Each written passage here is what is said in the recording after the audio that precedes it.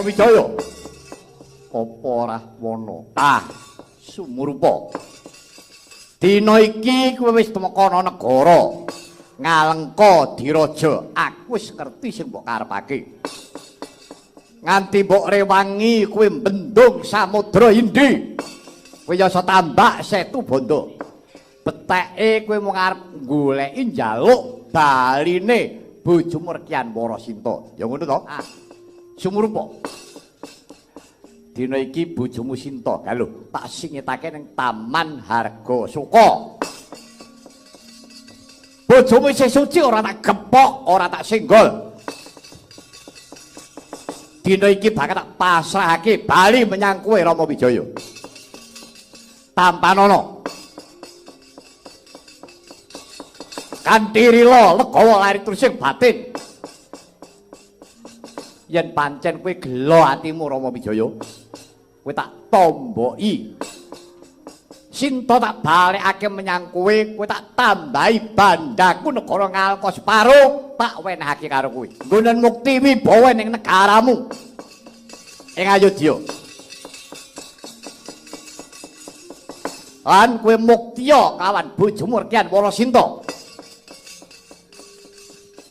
Rila legawa lair trusing batin. Iki Dasamuka. Dasamuka piye? Ya banget panarimaku dene kuwi. Bakal ngundurake garwaku Rekyan Warasinta. Nanging ngerti ya Dasamuka. Teka kono negara Ngalengka iki perkarane wis dudu perkara katresnan, dudu perkara wong wadon, nanging perkara dharma. Rungokno. Teka kono Ngalengka iki wis dudu perkara katresnan, dudu perkara wanita, dudu perkara Sinta. Nanging perkara dharma. Dharmane Rama Wijaya. Aku minangka dutaning adil utusaning Gusti. Aku kadawan mangrurah satru murka. Wong hambek angkara murka kudu sirna. Kelebu menungsa kaya dedapuramu kuwi Rahwana. Nadyan to Sinta mbok wenehake aku, mbok bruke ana ngarepku. Nanging tanpa nugel gulumu tangeh lamun, aku bakal nampa Rekyan Warasinta. Iblis lanas!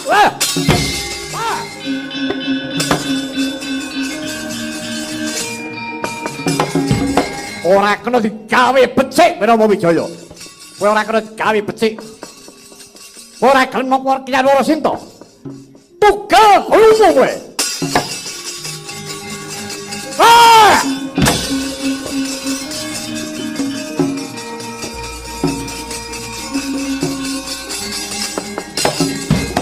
Kumbakarna, Cono tanganku. Kakang Prabu janjine ora kaya ngono kuwi. Janjine iki perkara katresnan karo kawicaksanan. Ora kena paten pinaten. Mbah, ora idep. Dhewe iki Rama Wijaya kudu mati tugel gulune.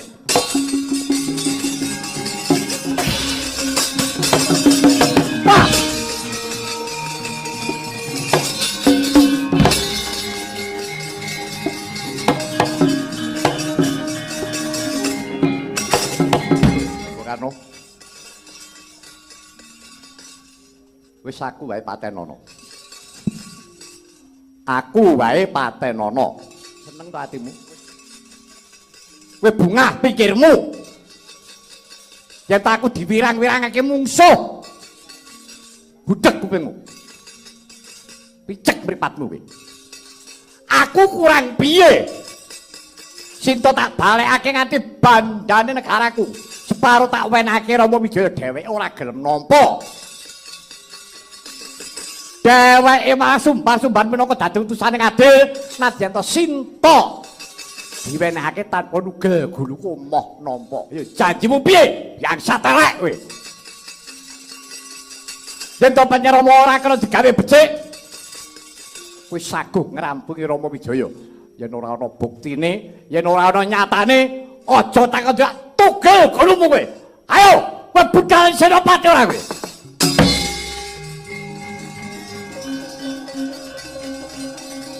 Wah!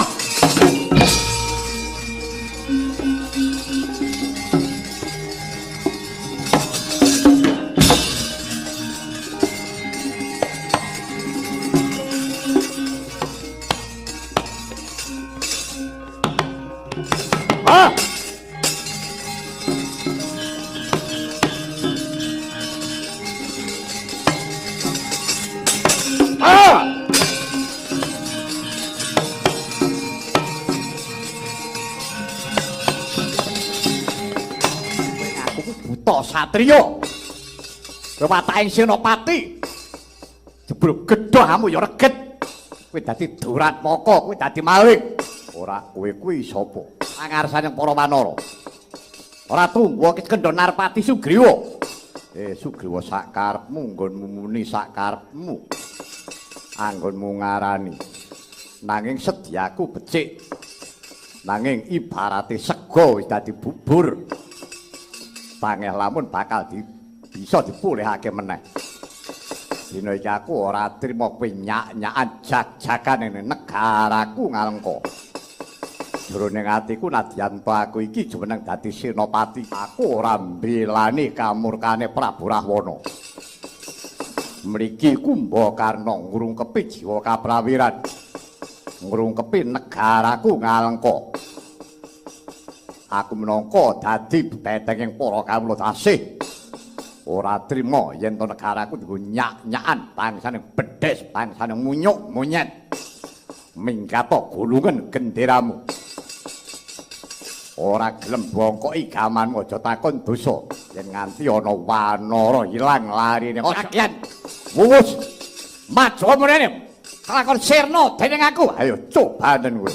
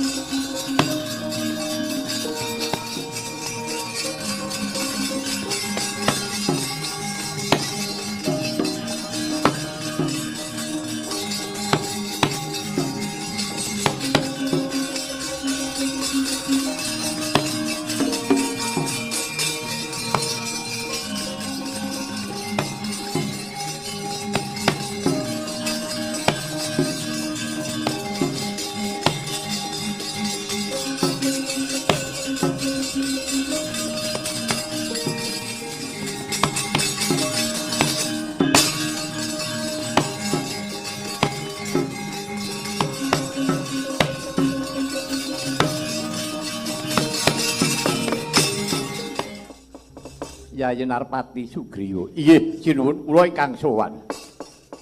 Katone sira sak kelibatan kaya mentas Pancakara. Inggih, sinuwun.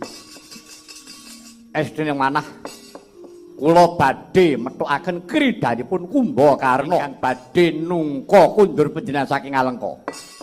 Nanging nyatanipun Sinuwun, aduh. Kula kasuran nandingi kridhanipun Kumbakarna tetela sekti mandraguna Sinuwun. Kapejahana sendika ndherek. Kula boten saged nyembadani kaliyan Kumbakarna. Ya wis.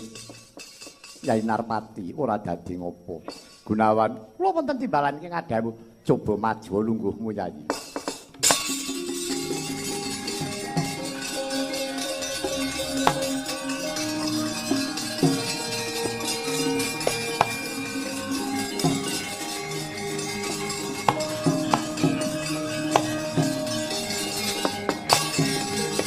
Gunawan, wonten timbalan iki ngadhamu.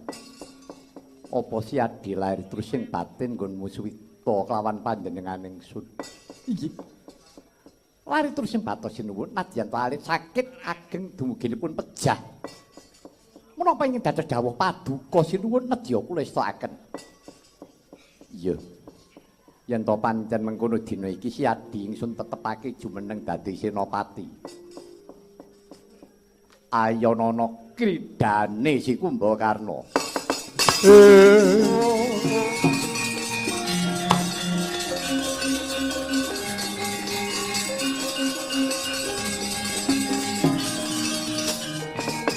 Gunawan.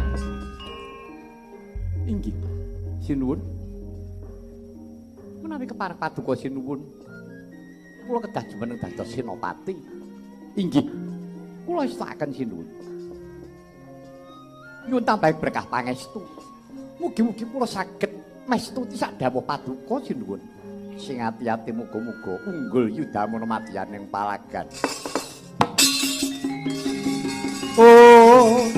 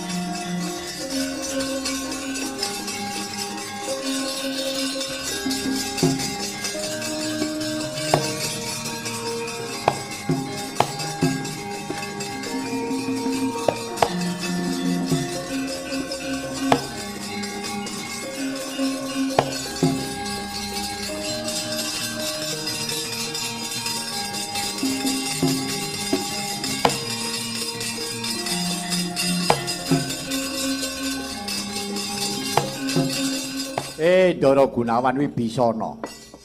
Kadingaren. Dina niki kok panjenengan muwun kula lagi weruh niki lho Gunawan Wibisana kok nangis. Sampeyan niku wong pinter, wong wicaksana. Enten apa, Gus? Aduh, Kyai Badranaya sapa wonge Kyai? Sing ora keloro-loro. Rasane atiku ora kaya dina iki Kyai Semar. Aku kadhawan kelawan Sinuwun Prabu Rama Wijaya, aku tinetepake jumeneng dadi senopati. Maka mungsuhku kudu karo Kakang Kumbakarna. Kuwi kadangku, kuwi Kang Masku nunggasak pambudi. Wong alengka sing gathuk rasane iki mung aku karo Kakang Kumbakarna. Mongko dina iki wanti-wanti dawuh pangendikane Sinuwun Sri Rama kudu aku sing jumeneng dadi senopati. Aku kudu kepiye, Kyai? Ngaten nggih, Gus.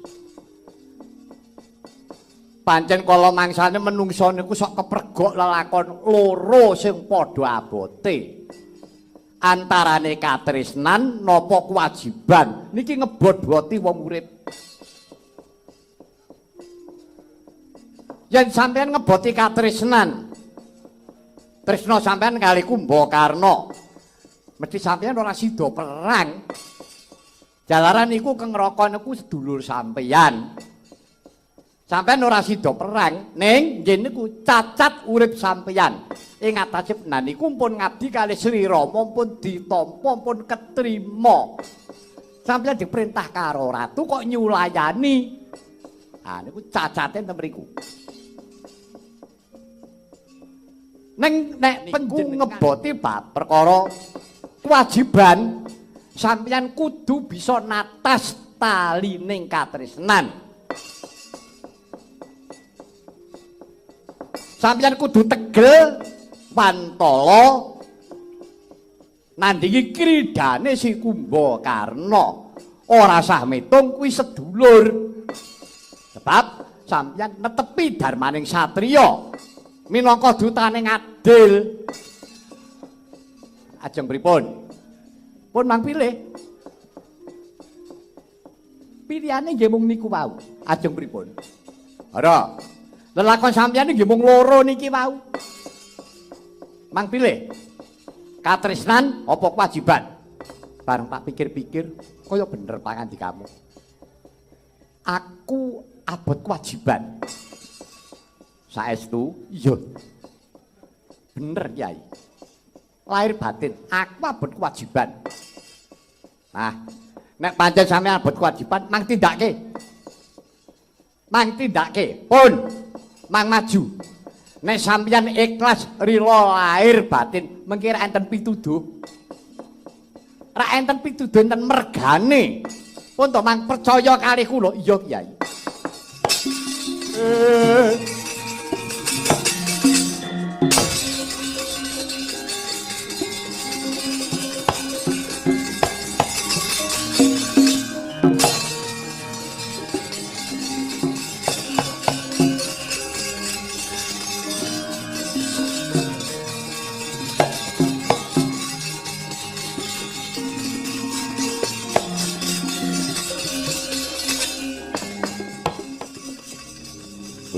Bujleng bulis lanat. Amuk Suramarata, Jayamarata ayo.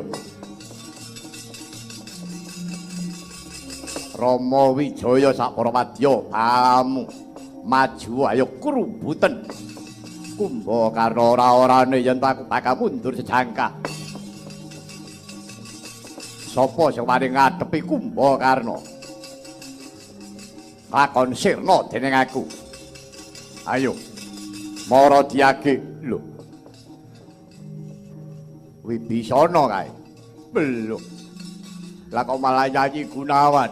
Wibisana. Wibisana. Gunawan!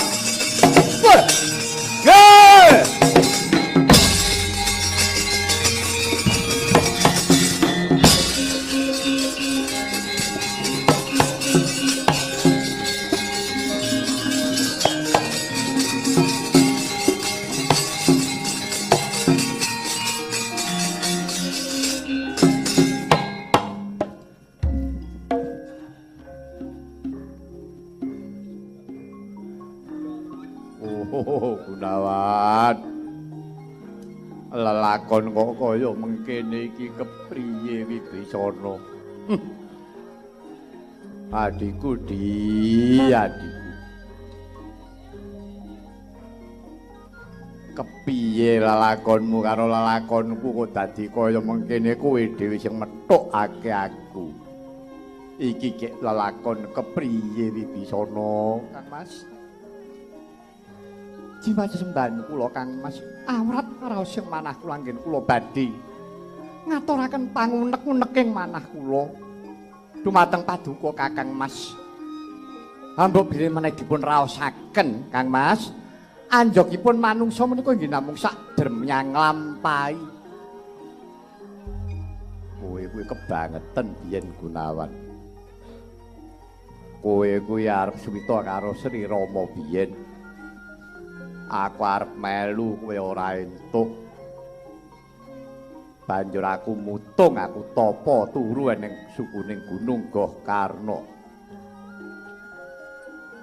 Pancen jroning atiku aku ora pati-pati nglilir yen to dewaning adil lan bebener durung medhun ning alengka ngadili wong kang angkara murka. Lah kok tibake jebul aku digugah karo Ndrajit. Ngadhep ana ngersane Kakang Prabu Dasamuka dadi ning lelakonmu kaya mengkene Gunawan. Kang Mas Kumbakarna, piye Yayi? Inggih, ing angkah kula rikala semanten nanipun Kang Mas badhe nyarirani kempakayan Sri Rama. Menika kula mboten rila jalaran. Panjenenganipun Kang Mas sampun ngantos rebah-rebah pisang. Sampun ngantos rubuh-rubuh gedang. Ubyang-ubyung melu-melu tawon kambu. Panjenenganipun Kang Mas kula aturi nggadahi adeg-adeg jati diri piyambak. Lah iya. Gunawan, yen kaya mengkene iki jenenge Gunawan kuwi tega tegel karo wong alim. Manggakaken anggen paduka mastani Kang Mas. Namung ideping manah kula boten kepengin caket kanjen tiyang ingkang angkara murka nadyan to menika kadang kula sepuh Kakang Dasamuka. Kula kepengin caket kelawan dutaning adil Sri Rama Wijaya. Ingkang tela Sri Rama Wijaya menika ingkang ngemban dawuhing Gusti angicari sukertaning jagat. Menawi kula dipun westani lepat inggih nyumanggaaken. Bibisana ya wis Yayi. Dina iki pun Kakang nrima kudu pun Kakang nglilakake jiwa ragaku ning seksenana ya Gunawan. Aku gelem mati ning paprangan ning patiku iki patining satriya. Aku ora pojo-pojo mbelani kamurkaning Kakang Dasamuka. Sing tak belani ya kuwi bumi utah arahku negara Ngalengka. Wis Gunawan, tak relake jiwa ragaku. Aku gelem mati. Nek aku nganti tanding karo kowe wirang bebarang mendah kaya ngapa surake wong Ngalengka. Keparengipun Kang Mas, Gunawan, aku gelem mati. Ning patiku kudu diuntapake karo wong suci. Aku moh perang karo bangsaning kethek. Bangsaning Wanara aku gemak merosot derajatku. Aku kepengin mati nanging patiku diuntapake karo wong suci. Kowe mesti ngerti apa sing tak karepake.